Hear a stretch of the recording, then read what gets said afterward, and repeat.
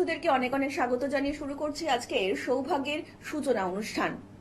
আজকে দিনে দাঁড়িয়েও কিন্তু আমরা ভীষণ একটা স্ট্রেসফুল লাইফের মধ্যে দিয়ে যাচ্ছি। প্রত্যেকটা মুহূর্তেই কিন্তু আমরা চাইছি যে আমাদের জীবনটা একটু সুন্দর করে গড়ে উঠুক, কিন্তু আদেও কি গড়ে উঠছে? আপনার জীবনে বিভিন্ন রকম পরিবর্তন কিন্তু দেখবেন আসতেই আছে। আজকে হয়তো আপনি ভালো আছেন, কালকে কিন্তু আপনি ভালো নাও থাকতে পারেন, কিংবা আগামী দিনটা আপনার কতটা ভালো যাবে আপনি কিন্তু নিজেও জানেন না। কারণ আমরা কিন্তু প্রত্যেকটা মানুষই গ্রহের ফেরে কিন্তু প্রত্যেকটা মুহূর্তেই ঘুরে চলেছি। এই গ্রহের ফের আমাদের জীবনে কতটা পরিবর্তন আনতে পারে, কিংবা কতটা ভালো কিংবা কতটা খারাপ করতে পারে, এই যে বিষয়গুলো যিনি খুব সুন্দরভাবে আমাদের সামনে উপস্থাপন করতে পারেন, তিনি হচ্ছেন মাতৃসাধক তন্ত্রজ্যোতিষ বিমল মুখার্জি। আজকেও আপনাদের জন্য শুধুমাত্র এই মানুষটি লাইভ অনুষ্ঠানে উপস্থিত রয়েছেন, যাতে আমার আপনার জীবনকে এই যে গ্রহগত দিকগুলো রয়েছে সেই গ্রহগত দিকগুলির সঠিক বিচার বিশ্লেষণ করে আমাদেরকে একটু যাতে সঠিক পদ্ধতিতে গাইডলাইন দিতে পারেন। দাদা, অনেক স্বাগত আজকের এই অনুষ্ঠানে আপনাকে। ওম ত্র্যম্বকং যজামহে সুগন্ধিম পুষ্টিবর্ধনম উর্বারকমিব বন্ধনমৃত্যুর্মুক্ষীয়মামৃতা। নমস্কার দর্শক বন্ধুরা। দাদা, আজকের দিনে দাঁড়িয়ে কিন্তু মানে প্রত্যেকটা মুহূর্তেই আপনি যেমন বলে থাকেন যে মানুষ কিন্তু গ্রহের ফেরে ঘুরছে, এবং এই গ্রহের ফেরে ঘুরতে ঘুরতেই আমাদের কিন্তু ভালো মন্দ সব দিকগুলোই আমাদের লাইফে আসে, কিন্তু মন্দ দিকটা যখনই আসছে আমরা কিন্তু খুব বিচলিত হয়ে পড়ছি, খুব চঞ্চল হয়ে পড়ছি, এবং তার মধ্যেই দেখা যাচ্ছে একটা কিন্তু খুব খারাপ যোগ, সেটা হচ্ছে কাল সর্পদোষ। তো এই কাল সর্পদোষটা আমার ঠিক কোন কোন মানুষের জীবনে কখন আসে যদি একটু দর্শকদেরকে জানান। প্রথম বলি, কাল সর্পটা কি জিনিস জানতে হবে।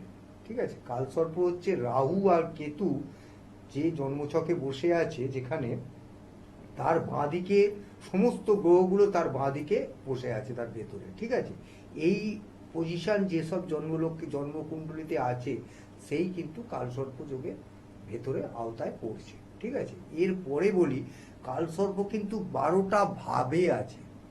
12টা ভাগ, 12 রকমের কালসর্প হয়। ঠিক আছে, এই 12 রকম কালসর্প কিন্তু এক একটা কালসর্প যোগের এক একটা নাম আছে। ঠিক আছে, যেমন অনন্ত কালসর্প, কুলিক কালসর্প, বাসুকি কালসর্প, শঙ্খচূড়, নানা রকম এরকম 12টা কালসর্প আছে।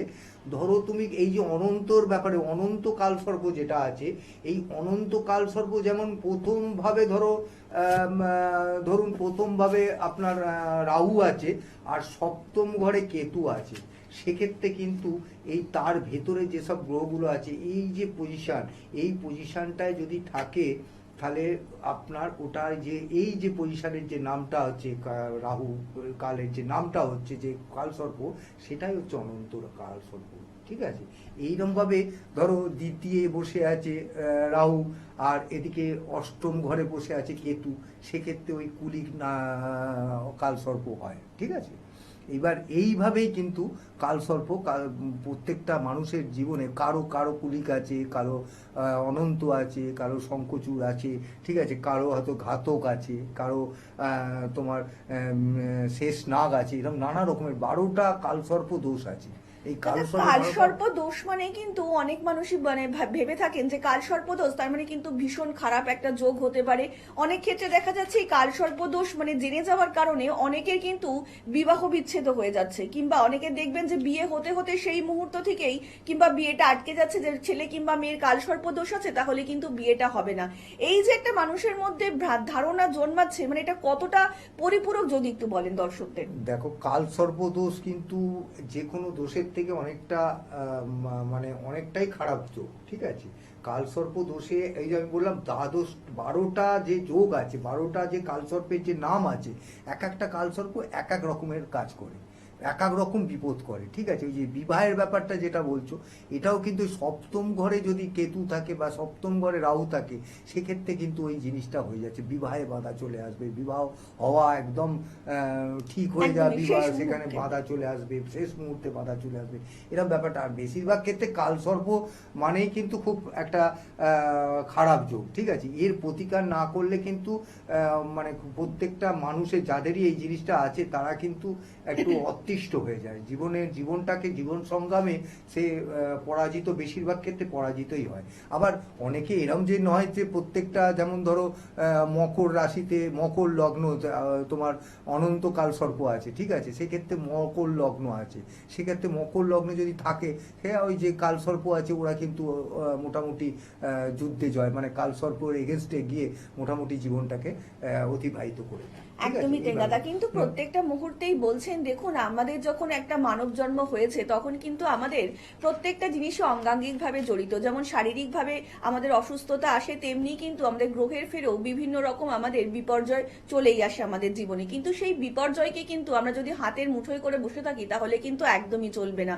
সেই বিপর্যয়ের সময় বিপর্যয় মোকাবিলা করার জন্য একটা সঠিক মানুষকে নির্বাচন করতে হবে, যিনি সত্যি সত্যি পারে আপনার জীবনকে একটু সাফল্যের চাবিকাঠি পৌঁছে দিতে। এবং প্রত্যেকটা মুহূর্তে কিন্তু আমরাও এটাই চাইছি যে আপনিও আপনার জীবনে একজন সঠিক মানুষ নির্বাচন করুন, যিনি বিপদের সময় আপনার হাতটা শক্ত করে ধরতে পারে। এবং তিনিই হচ্ছেন মাতৃসাধক এবং তন্ত্রজ্যোতিষ বিমল মুখার্জি। যে কোনো কার্যে অবধারিত ফল পেতে আপনাদের কিন্তু অবশ্যই যোগাযোগ করতেই হবে বিমল মুখার্জির সঙ্গে। তাছাড়া কিন্তু আপনারা সোমবার শিয়ালদায় পেয়ে যাচ্ছেন বিমল মুখার্জিকে, মঙ্গলবার পাচ্ছেন ব্যারাকপুরে, বুধবার দিন পাচ্ছেন শোভাবাজার, বৃহস্পতিবার দিন পাচ্ছেন কালীঘাটে, শুক্রবার দিন পাচ্ছেন বর্ধমানে, শনিবার দিন পাচ্ছেন মেচেদা কিংবা দক্ষিণেশ্বরে, রবিবার চন্দননগর ও চুচুড়াতে আপনারা কিন্তু দাদাকে পেয়ে যাচ্ছেন। আপনাদের যে কোনো নিকটবর্তী একটা কিন্তু জ্যোতিষ ক্লিনিক বেছে নিয়ে আপনারা কিন্তু অবশ্যই পৌঁছে যেতে পারেন। সমস্যা আপনাদের এবং সমাধান যিনি সঠিক উপায়ে সঠিক প্রেডিকশনের মধ্যে দিয়ে করে দিতে পারেন, তিনি হচ্ছেন মাতৃসাধক তন্ত্রজ্যোতিষ বিমল মুখার্জি। তাছাড়া কিন্তু প্রত্যেকদিন রাত্রি 9টা থেকে 10টায় এই সময়টা কিন্তু একদমই কেউ মিস করবেন না, কারণ লাইভ অনুষ্ঠানটা ভীষণ ছোট্ট একটা সময়, কিন্তু আপনাদের জন্য সময় আরো রয়েছে। সেটা হচ্ছে প্রত্যেকদিন রাত্রি 9টা থেকে 10টায়। এই সময়টা কিন্তু একদম কেউ মিস করবেন না। এই সময়টাই কিন্তু আপনাদের জীবনে একদম অত্যন্ত ভাইটাল সময়, কারণ এই সময়টাতেই আপনারা দাদাকে ফোন করতে পারেন, যে কোনো একটা প্রশ্ন দাদার কাছে রাখতে পারেন এবং দাদা কিন্তু তার সঠিক উত্তর এবং সঠিক প্রতিবিধান প্রতিকার বলে দেবেন। তাছাড়া দূর থেকে যে সকল দর্শক বন্ধুরা দেখছেন তারাও কিন্তু অনলাইনের মাধ্যমেও আপনাদের যে কোনো সমস্যা দাদার কাছে তুলে ধরতেই পারেন। দাদা কিন্তু তারও প্রতিকার প্রতিবিধান করেই দেবেন এবং তার জন্যই কিন্তু বিমল মুখার্জি। দাদা, আমি যেটা জানতে চাইছিলাম যে এই সকল দোষে যারা দুষ্ট রয়েছে তাদের প্রতিকারের কি প্রয়োজন রয়েছে এবং কি প্রতিকার রয়েছে যদি একটু বলেন। আমরা টোটকা বলবো, সেই টোটকাটাতে মানে একদম আমি বলতে পারি যে এই কালসর্পের জন্য খুবই ভালো টোটকা। তার আগে আমি বলি, এই যে রাহু কাল বলে একটা আছে, রাহু কাল, ঠিক আছে, রাহু কাল হচ্ছে একটা সময়, ফিক্স সময়, সোম থেকে রবিবার একটা করে সময়, 1.5 ঘন্টা করে একটা সময় আছে, ঠিক আছে। এই সময়টাকে যদি মেনটেন করা যায়, সেটা থেকে কিন্তু এই কালসর্প দোষের যে রাহুর যে প্রকোপটা থেকে হাত থেকে মুক্তি পায়। রাহু হচ্ছে কি একটা ভুল পথে নিয়ে চলে যায়। আমি এর আগেও বলেছি যে ধরো আমি হেঁটে যাচ্ছি, প্রতিদিন হেঁটে যাই, আমার কিছু হচ্ছে না, হঠাৎ একদিন আমি গাড়ি আমাকে রাস্তাটা পেরোতে গিয়ে আমার একটা অ্যাক্সিডেন্ট হয়। এই যে জিনিসগুলো, এগুলো কিন্তু রাহু করায়। তো সুতরাং এই রাহু কালটাকে যদি, যাদের কালসর্প দোষ আছে তারা এই রাহু কালটা, বা আমরা প্রত্যেকেই যদি এই রাহু কালটাকে আমরা মেনে চলি, তাহলে কিন্তু আমরা কিন্তু এই কালসর্প দোষের হাত থেকে অনেকটা এড়িয়ে যেতে পারবো, ঠিক আছে। আমি আজকে যে টোটকাটা বলবো, সেই টোটকাটা কিন্তু একটা খুব টোটকা বললে একটা প্রমাণিত টোটকা। মানে এইটা যে কাজটা করতে পারলে, এই কর্মটা ক্রিয়াটা করতে পারলে কিন্তু কালসর্প দোষের হাত থেকে অনেকটাই, মানে কালসর্প দোষ থেকে হাত থেকে রেহাই পাওয়াই যায়, ঠিক আছে। সুতরাং আপনারা করবেন কি, এই যেদিন সূর্য এবং চন্দ্রগ্রহণ থাকে, সূর্য এবং চন্দ্রগ্রহণের দিন আপনারা এই যে রুদ্রাভিষেক করবেন, রুদ্রাভিষেক, ভগবান শঙ্করের রুদ্রাভিষেক করবেন। ওই দিন করবেন কি, রুদ্রাভিষেকের যে পূজার যে দ্রব্য আনবেন তার মধ্যে কিন্তু একটা নাগ নাগিনের রূপোর নাগ নাগিন আনবেন, এবং ওই রুদ্রাভিষেকের করার আগে ভগবান শঙ্কর বা শিবের সামনে একটা তামার পাত্রে আপনি মধু দিয়ে সেই নাগ নাগিনকে বসিয়ে শঙ্করের সামনে রাখুন বা ভগবানের সামনে রেখে দিন, দিয়ে আপনি অভিষেক করুন। অভিষেক হয়ে যাওয়ার পর, সম্পূর্ণ হওয়ার পর, আপনি ওই নাগ আর নাগিনকে, যে পুরোহিত আপনার বাড়িতে আপনাকে অভিষেক, রুদ্রাভিষেক করালো, তারকেই আপনি ওটা দান করুন। দেখুন আপনি এই যে কালসর্প দোষ থেকে, হাত থেকে আপনি অবশ্যই রেহাই পাবেন, মুক্তি পাবেন।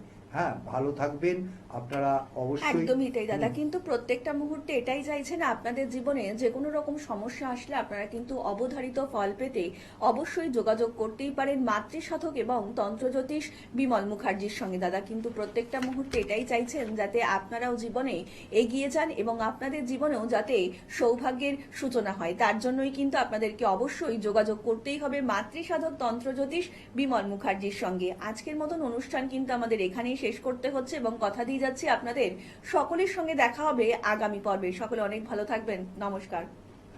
নমস্কার।